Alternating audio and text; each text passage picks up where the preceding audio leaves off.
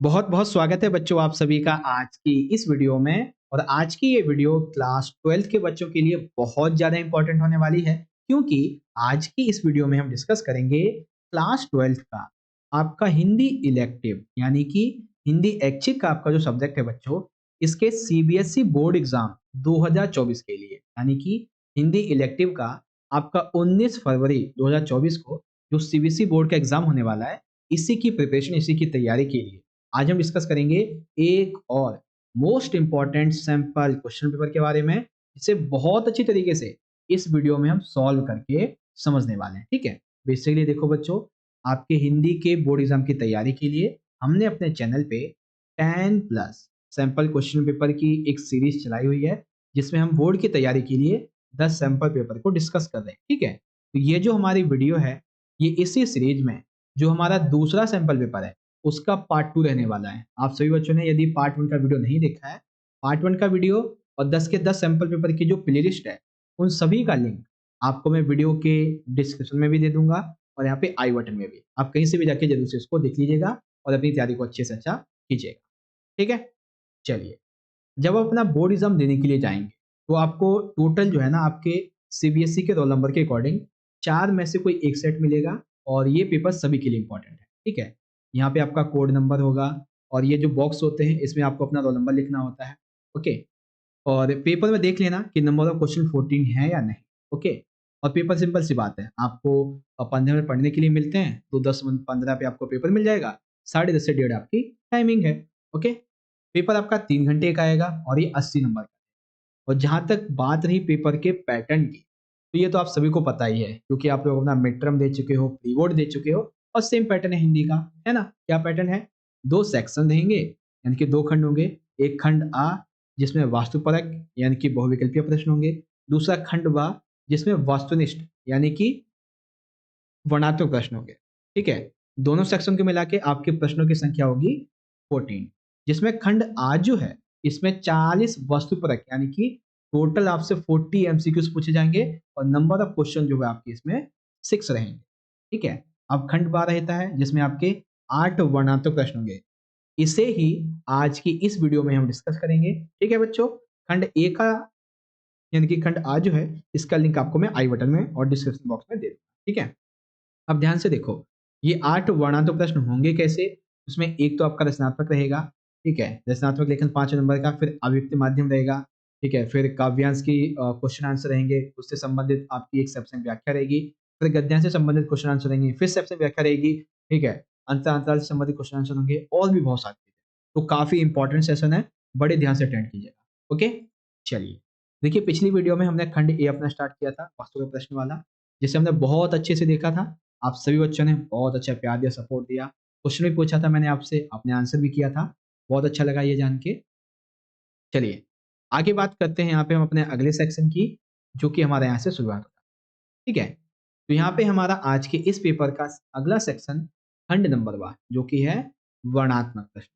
Okay, तो इसमें हमारा जो क्वेश्चन नंबर 7 है, ये 5 नंबर का है और आप यकीन मानो बच्चों, ये 5 नंबर ना फ्री के मार्क्स है, एकदम फ्री के मार्क्स। अभी मैं आपको बताता हूँ।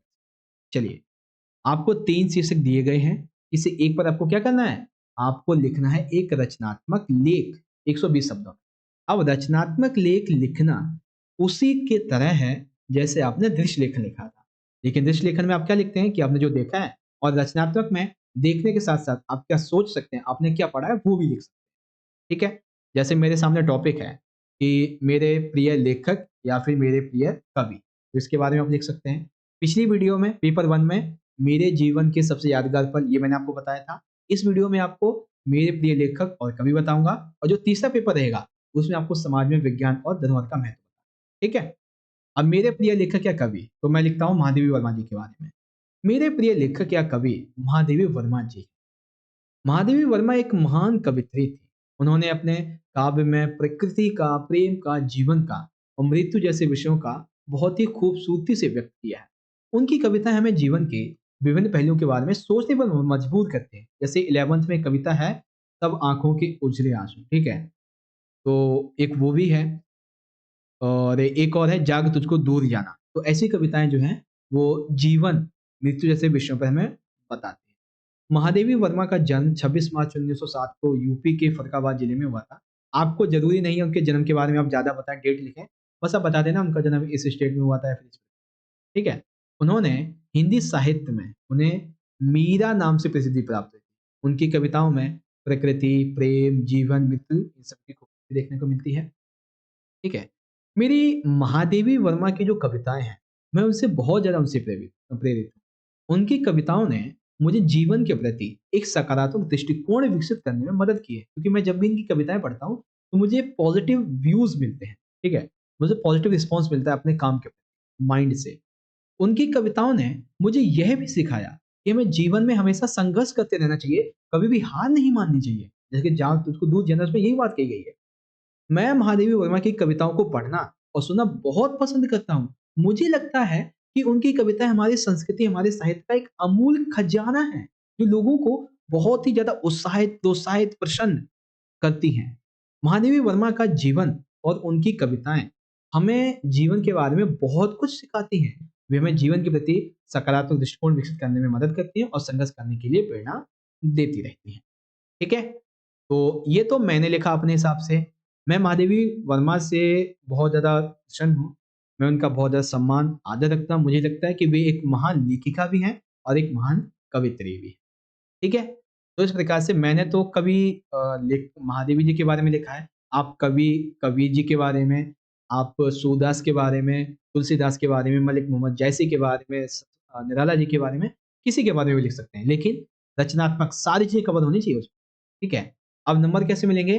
तो 5 में से ना 4 नंबर तो आपको आसानी से मिल जाएँगे, ठीक है? अगर आप लिखते हैं। लेकिन 1 नंबर जो है, वो डिपेंड करता है कि आपने जो है, जो शब्द का चयन किया है, क्या वो 12वीं के लेवल तक के शब्द हैं, सेंटेंस हैं, या फिर वो सिर्फ़ छठी से 7वीं तक के सेंटेंस का लेवल, उस हिसाब से मिलता है। ठीक है?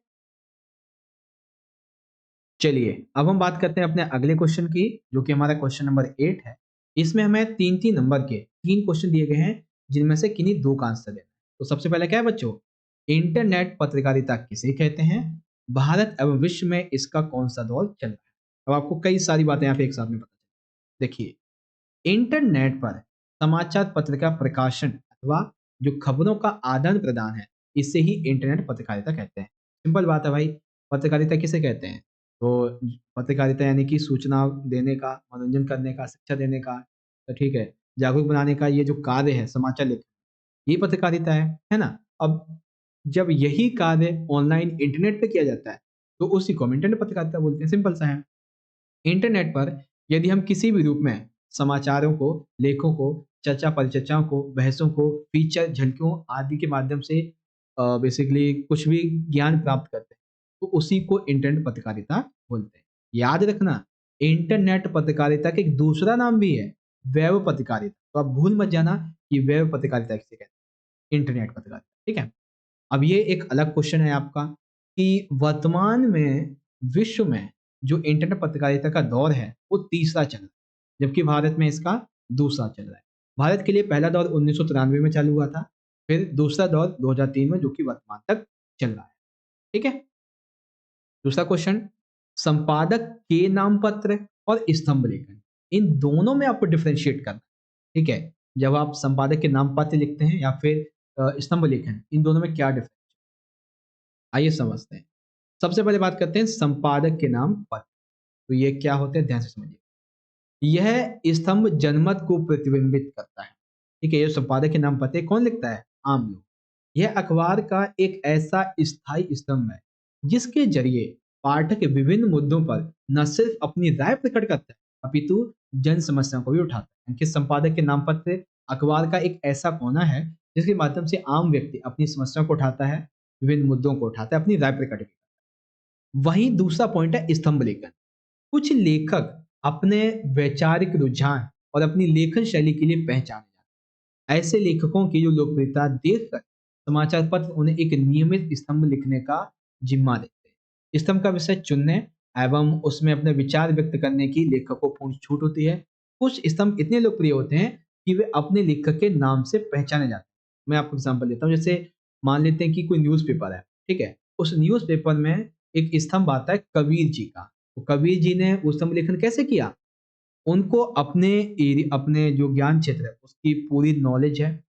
अब वो हर दिन उस पे कुछ ना कुछ लिख सकते हैं, अपने विचार लिख सकते हैं।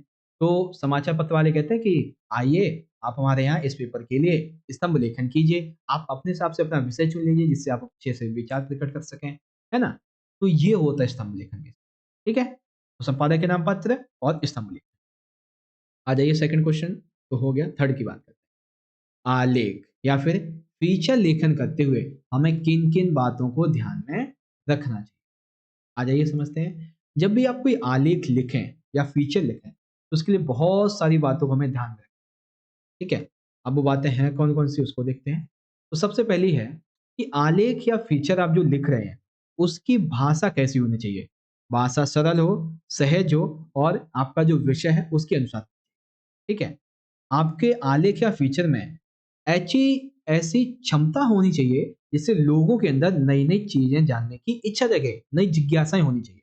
आपके लेखन में विचार अधिक होने चाहिए। ऐसा नहीं कि आप एक ही बात को, एक ही विचार को बार-बार दोहरा रहे हैं।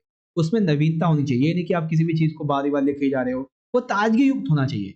इसका आकार ज़्यादा बढ़ाना हो, क्योंकि आज के टाइम पे लोगों को ज़्यादा पढ़ने की आदत रही नहीं है। है ना? तो जब आप फीचर आलेख लिखें, तो ये विशेषता याद रखें। ओके बच्चों? तो ये हो गया आपका 8वां क्वेश्चन। अब 9वें की बात करते हैं। ये कहानी और कविता और नाटक वाले क्वेश्चन रहेंगे। तो 9वें में 3-3 नंबर के 2 क्वेश्चन हैं। 60 शब्दों में आंसर देना है। पहला ये है, कविता की रचना में छंद का क्या महत्व होता है? तो छंद का क्या महत्व है भाई? आइए समझते हैं। देखिए, पहले छंद होते क्या हैं?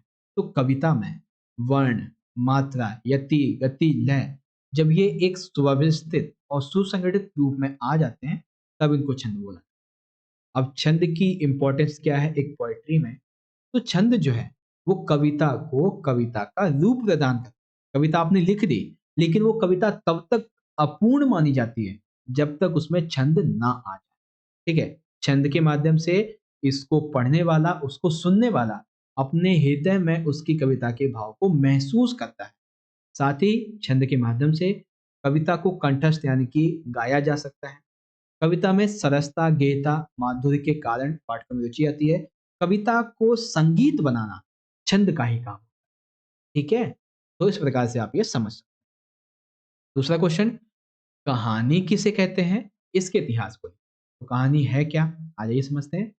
देखिए, कहानी जो है, ठीक है? कहानी किसी घटना, किसी पात्र या समस्या का एक क्रमबद्ध ब्यौरा है, जिसमें किसी भी घटना, किसी भी पात्र, किसी भी समस्या का एक परिवेश, एक एरिया होता है, उसमें वाद-विवाद होता है, फिर कथा का चरित्र चित्रण के अनुसार एक क्रमिक विकास होता है, चंद उत्कर्ष पहुँचता है, फिर उसका सारांश निकलता है, इसे ही कहानी। कहानी जीवन का एक अविभाज्य अंग है। हर व्यक्ति अपनी बातों को दूसरों को सुनाना चाहता है, दूसरों को बताना चाहता है, जो कि कहानी के माध्यम से। कहानी का इतिहास क्या है? पोएट्री की हिस्ट्री क्या है? कहानी का इतिहास उतना ही पुराना है जितना कि मानव का इतिहास। क्यों? क्योंकि कहानी मानव स्वभाव और प्रकृति का हिस्सा है। क्योंकि हम जब से बोलना शुरू किया है, तब से ही कहानियाँ चलती आ रही हैं। प्राचीन काल में मौखिक कहानियाँ बहुत ही ज़्यादा लोकप्रिय होती थी और ये संचार का सबसे बड़ा माध्यम थे। धर्म प्रचारकों ने अपने सिद्धांत, अपने विचार लोगों तक पहुँचाने के लिए कहानियों का सहारा लिया, ठीक है? शिक्षा देने के लिए भी पंचतंत्र जैसी कहानियाँ लिखी गईं, जो कि जग प्रसिद्ध है। ये बातें। तो कहानी के बारे में, कहानी के इतिहास के बारे में ये बातें आपको बता, ठीक है बच्चों? देखिए, अभी तक के ये जो हमारे 10 से 15 मिनट हुए हैं, ये केवल और केवल अभिव्यक्ति और माध्यम से संबंधित, ठीक है? चलिए, अब शुरुआत होती है हमारे असली वाले क्वेश्चंस की, यानी कि जो हमारे क्या बोलते हैं, गद्यांश और काव्यांश वाले उससे। तो क्वेश्चन नंबर 10 जो है, ये इसमें हमारे 2-2 नंबर के 3 क्वेश्चन हैं, जिसमें से हमें किन्हीं 2 का आंसर करना है और कविता वाले हैं। पहला क्वेश्चन क्या है बच्चों? रघुवीर सहाय के काव्य वसंत आया की मूल संवेदना लिखिए। देखिए, आपकी जितनी भी ये 7 से 8 कविताएँ हैं, इन सभी का एक क्वेश्चन ज़रूर बनेगा कि मूल संवेदना क्या है? तो मैं आपको आने वाले इसके अलावा जो 8 और सैंपल पेपर हैं, उन सभी में हर एक कविता की मूल संवेदना आपको बता दूँगा, ताकि आपको याद रहे। तो पहले वसंत आया जो कविता है, इसकी मूल संवेदना समझते हैं। मूल संवेदना यानी कि पाठ का सार क्या है? ओके, तो वसंत आया कविता का प्रतिपाद्य। देखिए, मूल संवेदना शब्द भी यूज किया जा सकता है और प्रतिपाद्य भी, ठीक है? वसंत आया कविता में कवि ने आधुनिक मानव के प्रकृति से संबंध के टूटने पर प्रकाश डाला है कि वर्तमान में मानव का प्रकृति से, नेचर से संबंध, रिलेशन टूटता जा, क्योंकि वसंत ऋतु का आना पहले क्या होता था कि प्राकृतिक तौर पे पता चलता था, हमें अनुभव होता था, लेकिन आजकल ये हमें कैलेंडर से, दफ्तर की छुट्टी से पता चलता है। ठीक है, आपको भी कैसे पता चलता है? जैसे जब ठंडी आती है तो आपके 15 दिन की छुट्टियां पड़ जाती है दिसंबर, बट ऐसा तो इस बार तो हुआ नहीं, क्योंकि आपके प्री बोर्ड थे और फिर जो है फिर आपकी मुश्किल से 1 वीक तक की छुट्टियां पड़ी थी, 8 या 9 तक की, है ना? तो वसंत आता है तो हमें कैलेंडर से या दफ्तर में जो छुट्टी होती है उसी से पता चलता है। कवि ने मनुष्य की आधुनिक जो जीवन शैली है इस पर व्यंग किया है और उन्होंने कहा है कि हे मानव, तुमने प्रकृति से अपने संबंधों को तोड़ दिया है, यही तुम्हारे जीवन की सबसे बड़ी विडंबना है। ठीक है, चलिए दूसरा क्वेश्चन। माघ के महीने में वृहणी नागमती को क्या अनुभूति हुई थी? 12 मासा के आधार पे बताइए। आ जाइए। देखिए, माघ के महीने में क्या होता है कि सर्दी जो है ना वो अपने चरम सीमा पे होती है, इसीलिए प्रियतम के वियोग में वृहणी नायिका नागमती की जो दिन है वो काटे नहीं कटते। माँ की वर्षा के समान, माँ की वर्षा के समान, माँ में कभी कभी ठंडी फुहार भी पड़ने लगती है, तो उसी वर्षा के समान उसकी आंखों में निरंतर विषय के विरह यानी कि जुदाई के जो आंसू हैं वो बह रहे हैं। इन आंसुओं से भीगे वस्त्र उसके शरीर को बाण की समान चुभते हैं।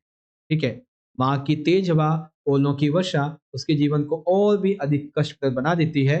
क्यों? क्योंकि उसके प्रीतम उसके पास है ही नहीं।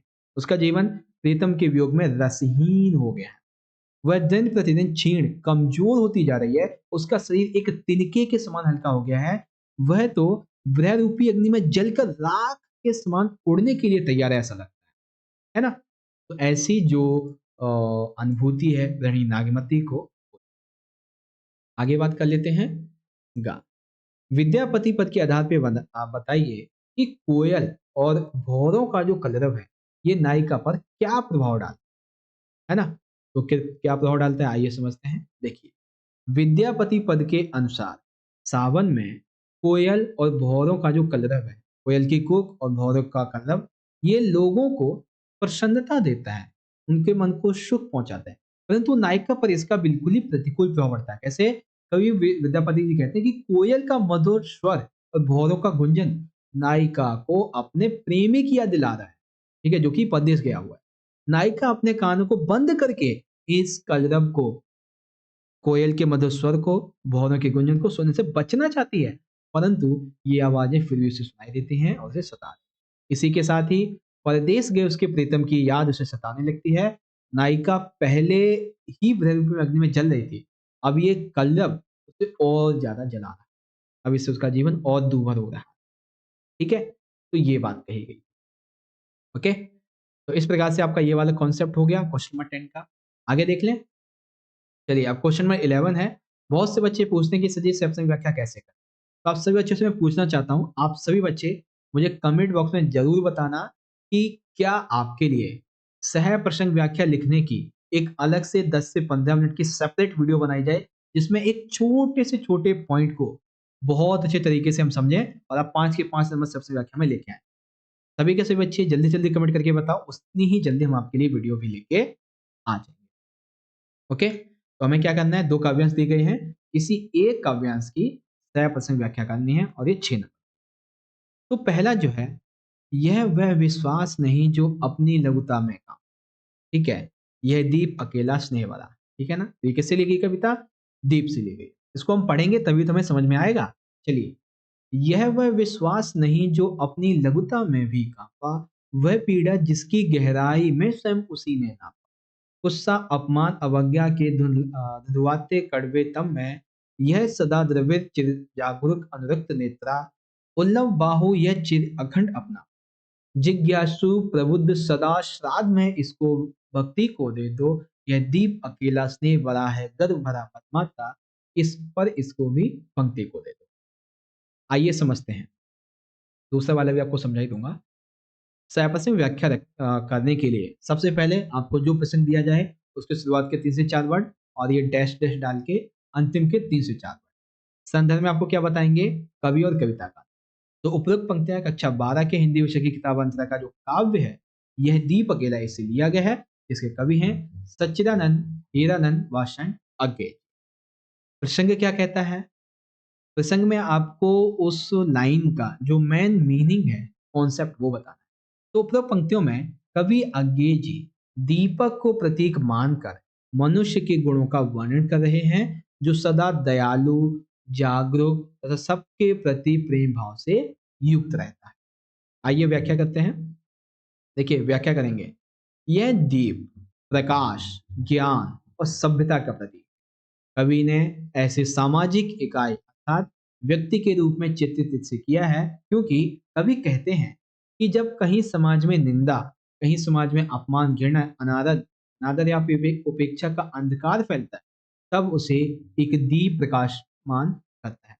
ठीक इसी प्रकार से जब समाज में कहीं पर भी अंधकार फैलता है, तो एक अच्छा व्यक्ति समाज में उस अंधकार को दूर करता है। ठीक है। उसके बाद ऐसी प्रकार सज्जनशील व्यक्ति हर परिस्थिति में धीरज बनाए रखता है। कितनी भी विकट परिस्थितियां क्यों ना जाए, वो करुणामय, सहृदय, परोपकारी और जागरूक बना रहने का परिचय। यह हमेशा सतर्क है, सावधान तथा आंखें हमेशा अनुराग से भरी रहती है। किसकी? इस दीपक की। इसके भीतर भी अपनापन है, जिससे वो स्वयं तो जलता है लेकिन लोगों को प्रकाश देता है ना? साथ ही ये एकाकी है, स्नेहमय, गर्व भरा दीपक है। इसको भी समाज में जगह दो और इसे भी समाज में शामिल कर लो। ये बातें कही जाती है। ठीक है। अब इसकी काव्यगत विशेषताएं जाती हैं। साहित्यिक सौंदर्य तो क्या है? चित्रण किस बात का है? दीप के माध्यम से व्यक्ति की विशेषताओं का वर्णन किया गया है। भाषा कैसी है? तो भाषा खड़ी बोली है, जिसमें लक्षणता है, मुक्त छंद और प्रयोगवादी रचना है, रूपक व मानवीकरण अलंकार है, रस वीर रस है। ठीक है, क्योंकि दीपक को वीर के रूप में दर्शाया। ओके। अब यहाँ पे हमारा अगला आ जाता है, जो कि आपको मैं बता चुका हूँ पहले ही। आहा वेदना मिली विदाई, मैंने भ्रमवश जीवन संचित मद करियों की भीख लुटाई। छल छल ते संध्या के श्रमकण आंसू से गिरते थे पत्थर, मेरी यात्रा पर लेती थी निर्वता अनंत। अब ये जो आपकी कविता है, देवसेना के गीत से ली गई है, तो देख लेते हैं। ये आहा वेदना डैश डैश डैश निरंतरता अनंत और निर्वता अनंत गणाई। संदर्भ क्या है? काव्य देवसेना का गीत है, कवि जयशंकर प्रसाद। प्रसंग क्या है? देवसेना स्कंद रूप के प्रेम में निराश होकर जीवन भर इसी भ्रम में जीती रही तथा विषम परिस्थितियों में संघर्ष करती रही कि स्कंदगुप्त उससे प्रेम करता है। अब जीवन के अंतिम क्षणों में अपने दुखों के बारे में वो बता रही है। व्याख्या मैं आपको पहले समझा चुका हूं, आप देख सकते हैं यहाँ से। ठीक है। चलिए, अब बारी आती है हमारे क्वेश्चन नंबर 12 की, जिसमें हमारे 2 नंबर के 3 क्वेश्चन, किन्हीं 2 का आंसर।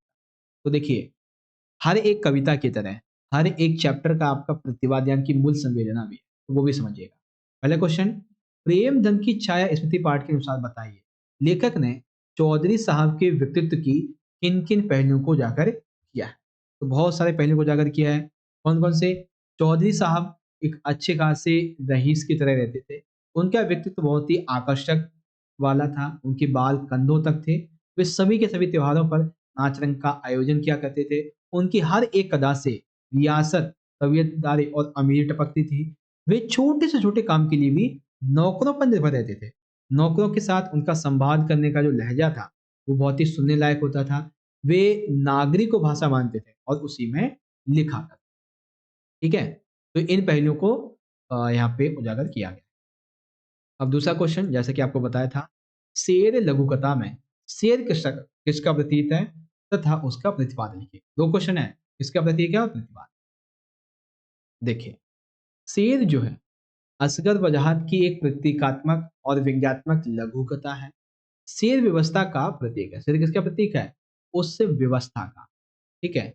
जो तभी तक खामोश रहता है, शेर यानी कि वो व्यवस्था तभी तक खामोश रहती है जब तक कि सारी जनता उसके खिलाफ नहीं होती। ठीक है। जैसे ही व्यवस्था के खिलाफ उंगली उठती है, सत्ता उसे कुचलने का प्रयास करती है। जब भी गवर्नमेंट कोई रूल बनाती है ना, अगर आप उसके खिलाफ कोई उंगली उठाते हो, तो वो तुरंत उसको दबाने का प्रयास करता है ना। सत्ता में बैठे लोग जनता को विभिन्न प्रकार के प्रलोभन देकर अपने आप को सरकार में तो ले आते हैं, सत्ता में तो ले आते हैं, लेकिन फिर किसी भी प्रकार से अपना उल्लू सीधा करने के बाद में वो जनता के नहीं सुनते। इसी प्रकार से शेर के द्वारा दिए गए प्रलोभनों से गधा, लोमड़ी, उल्लू, कुत्ते समूह बनाकर कुछ भी सोचे विचारे उसके मुंह में चले जा रहे हैं और वर्तमान में ये पॉलिटिशियंस को दर्शा। ठीक है, तो ये था आपका क्वेश्चन। अगला देख लेते हैं। 12 है, केवल जी रहा है। शब्दों से लगता है जैसे कोई मजबूरी में जी रहा है, लेकिन फुटज के साथ ऐसा नहीं है। वह तो अपनी दृढ़ इच्छा शक्ति के बल पर ही जी रहा है और केवल जी ही नहीं, शान से स्वावलंबी है। अच्छा, आपको ये बताना है क्योंकि मजबूरी नहीं है, ऐसा नहीं है इसके बारे में। ठीक है, ये क्वेश्चन है आपका, ये तो आंसर हो गया बेसिकली। ठीक है, तो आंसर लिखेंगे। देखिए, इस प्रश्न से मानव स्वभाव की इन कमजोरियों पर प्रकाश डाला गया। कौन सी? बहुत से लोग बहुत बहुत से लोग जीना है केवल इसीलिए जीते हैं। ठीक है, जीना है इसीलिए जीते हैं। उनमें जीने की कोई इच्छा शक्ति नहीं है, उनके पास कोई मोटिव ही नहीं अपने जीवन का। ठीक है, तो उसी संतुष्ट हो जाते हैं। कठिन परिस्थितियों से टकराकर अपना प्राप्य प्राप्त नहीं करते। उनके सामने कोई परिस्थिति आती है तो उसके सामने अपने हाथ डाल देते हैं, हाथ खड़े कर देते हैं, तैयार है ना। वे मन से मर चुके हैं, उनके अंदर मन की कोई इच्छा शक्ति है ही नहीं। जब तक वे अपनी इस प्रवृत्ति को त्यागेंगे नहीं और एक नई प्रवृत्ति को अपनाएंगे नहीं, तब तक उनके जीवन में आनंद आएगा नहीं, हमेशा दुखों से भराएंगे। ठीक है, ये पॉइंट था। तो इस प्रकार से आपका क्वेश्चन नंबर 12 भी कंप्लीट हो गया। अब बात करते हैं 13 की। 13 में बेसिकली दो आपकी गद्यांश हैं, जिसमें से आपको किसी एक गद्यांश की सबसे ओके। मैं देखूं एक बार, मैंने दो करवाए हैं, हाँ दोनों करवाए हैं। चलिए दोनों, एक पिछला है और एक इस वीडियो के लिए होगा। चलिए देखते हैं। किंतु कोई भी प्रदेश आज के लोलुप युग में अपना अलगाव से सुरक्षित नहीं रह सकता। कभी कभी किसी इलाके की संपदा ही उसका अभिशाप बन जाती है। दिल्ली के सत्ताधारियों और उद्योगपतियों की आंखों में सिंगरौली का अपार खनिज संपदा छिपी नहीं रही। विस्थापन की एक लहर रिहंद बांध के रूप में सामने आई थी, जिसके कारण हजारों गांव उजाड़ दिए गए थे। इन्हीं नई योजनाओं के अंतर्गत सेंट्रल कोल्ड फील्ड और national super thermal power corporation का निर्माण वगैरह किया। ठीक है, आइए इसी को समझते हैं। तो शुरुआत के और आखिरी के संदर्भ क्या है? तो पाठ है जहां कोई वापसी नहीं, और लेखक है निर्मला वर्मा जी। ठीक है, निर्माण वर्मा जी नहीं, निर्मला वर्मा जी। ओके, चलिए प्रसंग क्या है। यहाँ लेखक ने विकास के नाम पर जो पर्यावरण विनाश हो रहा है उससे उत्पन्न विस्थापन पर विचार किया। ठीक है, तो आ जाइए देखते हैं क्या क्या बातें यहाँ पे कही गई उनके द्वारा। तो व्याख्या बहुत ही सिंपल सी है। लेखक का मानना यह है कि कोई भी प्रदेश आज के इस लालची युग में अपने अलगाव से सुरक्षित नहीं रह सकता। अर्थात आज का युग एक लालची युग है, इसमें कोई भी प्रदेश दूसरों से कटकर सुरक्षित नहीं रह सकता। कभी कभी किसी प्रदेश की उसकी अच्छी संपदा ही उसी के लिए अवसाद का कारण बन जाती है। जैसे दिल्ली की बात की गई है ना। और एक आधी पॉइंट ये है, और इसमें आप दो तीन लाइन और ऐड कर दोगे तो आपकी बात कंप्लीट हो जाएगी। ठीक है, विशेष क्या है? तो सबसे पहले खड़ी बोली विषयनुकूल भाषा है, शैली विचारात्मक चिंतन वाली है, रिहन से विस्थापन की समस्या का वर्णन किया गया है, तत्सम तद्भव शब्दावली की अधिकता यहाँ पे पाई गई है। कुछ ये बात। अब दूसरा क्वेश्चन क्या था? दूसरा था ये वाला, धीरे धीरे बातों का सिलसिला शुरू हुआ असगर बुधास वाले से ही। ठीक है, तो ये बेसिकली उससे है, क्या बोलते हैं, गांधी नेहरू यासिर अराफत से। ठीक है, जिसके लेखक भीष्म सानी। तो एक प्रसंग है और इसकी व्याख्या है, क्योंकि इसको मैं आपको पेपर 1 में समझा चुका हूँ। ठीक है, चलिए अब इस पेपर के सबसे आखिरी क्वेश्चन की बात करते हैं, क्वेश्चन नंबर 14। इसमें बेसिकली 3 नंबर का एक क्वेश्चन है तो दो, आपको एक करना है। पहला क्वेश्चन, तो हम 100 लाख बार बनाएंगे, इस कथन के संदर्भ में सूरदास के चरित्र की विवेचना। ठीक है, तो बहुत आप इसको समझ ही चुके हैं। इसके माध्यम से बताया जाता है कि सूरदास में हार ना मानने की प्रवृत्ति है। जीवन की विषम परिस्थितियों में भी वह हार नहीं मानता है। वो एक कर्मशील और एक मेहनती व्यक्ति है। अंधा होने पर भी उसने बहुत से पैसे कमा लिए थे। ठीक है, निर्णय लेने की क्षमता है, यानी कि सूरदास जो है वो अपने ऊपर किसी भी सिचुएशन को हावी नहीं होने देता और तुरंत उसके प्रति सकारात्मक निर्णय लेता है। जैसे झोपड़ी गिर गई तब भी उसने ऐसा। ठीक है, हृदय एवं परोपकारी है, यानी कि सूरदास का हृदय काफी कोमल है। इसीलिए कैसे कैसे कह सकते हो? क्योंकि जब उसने सौभाग्य को शरण दी तो उसे पता था, अगर मैं इसे शरण दूंगा तो भैरव का गुस्सा मेरे ऊपर जरूर फूटेगा और फूटा भी, झोपड़ी जला दी उसने। ठीक है। फिर आशावादी दृष्टिकोण कैसे? जब झोपड़ी जल जाती है तो सूरदास ना झोपड़ी के बगल में बैठा हुआ था, यानी कि जली हुई झोपड़ी के राख के पास में। तो मिठुआ के खेल की आवाज सुन के कि खेल खेल में क्यों रोते हो, खेल में तो हारना जीतना लगा ही रहता है, इससे उसके अंदर, सूरदास के अंदर एक दृष्टिकोण आया था सकारात्मक, वो बात है। ठीक है, तो ये चीज है। आगे देखें, एक अगला क्वेश्चन है, विस्कोहर की माटी पाठ किस शैली में लिखा गया है? इसमें लेखक ने विस्कोहर से जुड़ी किन किन स्मृतियों को पाठक तक पहुंचाने की कोशिश की? आ जाइए देखते हैं, बहुत ही छोटा आंसर है। बिस्कोहर की माटी पाठ एक आत्मकथा शैली है, एमसीक्यू में आ सकता है। ठीक है। इस पाठ में लेखक ने अपने जीवन में माँ, अपने गांव, अपने गांव के आसपास के प्राकृतिक परिवेश, इन सभी का वर्णन किया। ठीक है। लेखक ग्रामीण जीवन शैली, वहाँ की लोक कथाएं, लोक मान्यताएं, इनका वर्णन करता है। पूरी की पूरी बिस्कोहर की माटी पाठ कथा जो है, ये इसके केंद्र में है बिस्कोहर, यानी कि लेखक का, और एक ऐसा ही पात्र है विश्वनाथ, जो कि लेखक स्वयं।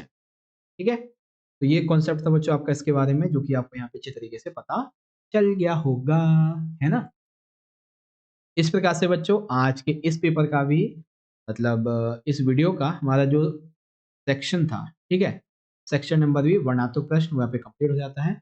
इस प्रकार से आज का सैंपल पेपर जो हमारा दूसरा है ये कंप्लीट हो जाता है, और आई होप आपको समझ में आया होगा।